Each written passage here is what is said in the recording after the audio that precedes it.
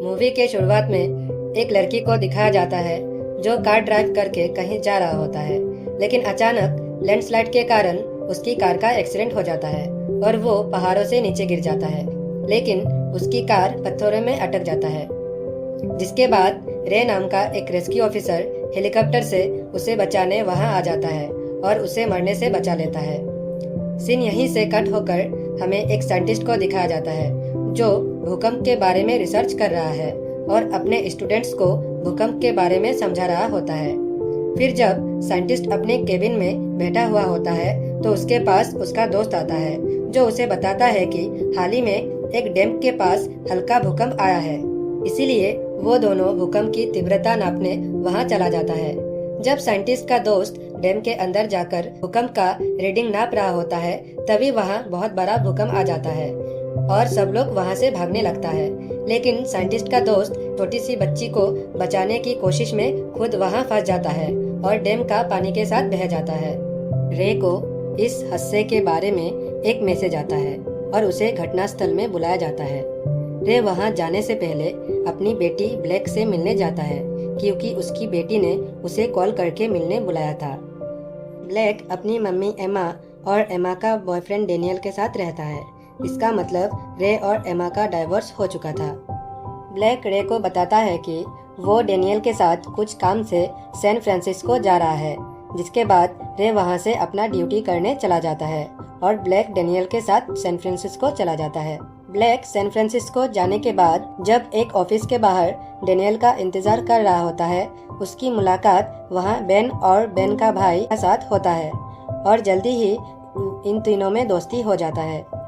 दूसरी ओर डैम में हुई हादसे के बारे में जानने के लिए एक रिपोर्टर साइंटिस्ट से मिलने आता है, लेकिन तभी साइंटिस्ट का दो स्टूडेंट साइंटिस्ट को एक रिपोर्ट दिखाता है जिसके मुताबिक सैन एंड्रियास में बहुत जल्दी ही बहुत बड़ा भूकंप आने वाला है।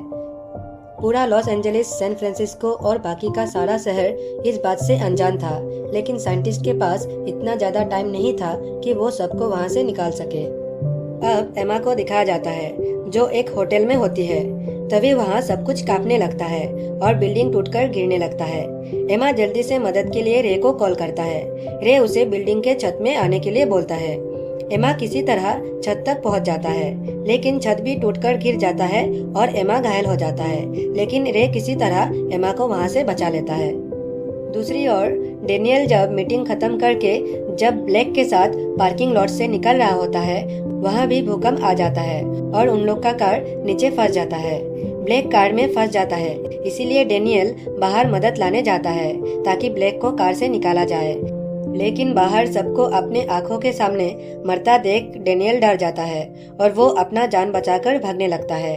लेकिन बेन सही टाइम पर ब्लैक के पास आ जाता है और वो उससे वहां से निकाल लेता है। वो तीनों बिल्डिंग से निकल जाता है और एक स्टोर में जाकर रे को कॉल करता है। ब्लैक रे को बताता है कि कैसे डेनियल ने उसे अकेले मरने छोड़कर भाग गया है और रे को जल्दी उसे वहां से ले जाने के लिए बोलती है।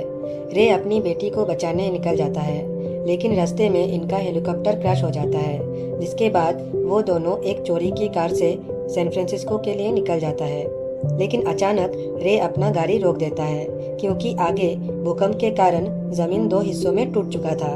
वहाँ एक बूढ़ा आदमी होता है जो कि एक रिटायर्ड पायलट था और उनका एक प्लेन भी था।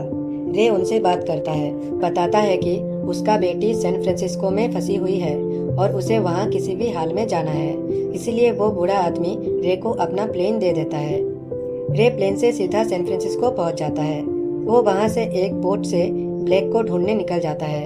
अचानक रे नोटिस करता है कि समंदर का पानी पीछे जा रहा है और वो समझ जाता है कि सुनामी आने वाला है, इसीलिए वो तुरंत बोट को घुमाता है और सुनामी का लहर आने से पहले लहर को पार करने का कोशिश करता है और किसी तरह अपना जान बचाते हुए सुनामी का लहर पार कर जाता है। सुनामी का लहर इतना बड़ा होता है कि वो पूरा सैन फ्रांसिस्को को तबाह कर देता है। सुनामी का लहर सब कुछ ऐसे बहा ले जा रहा था जैसे कि सब कुछ मिट्टी का बना हुआ है। ब्लैक एक ऊंची बिल्डिंग के ऊपर से सुनामी का पानी अपनी ओर आता देख डर जाता है और जल्दी ही पानी इस बिल्डिंग में भी भरने लगता है, इसीलिए वो लोग और ऊपर चला जाता है। अब भूकंप भी थम चुका था और पानी भी शांत हो चुका था, लेकिन तीनों बिल्डिंग में फंस जाते हैं। रे और हेमा भी इन लोग को हर जगह ढूंढ रहा होता है।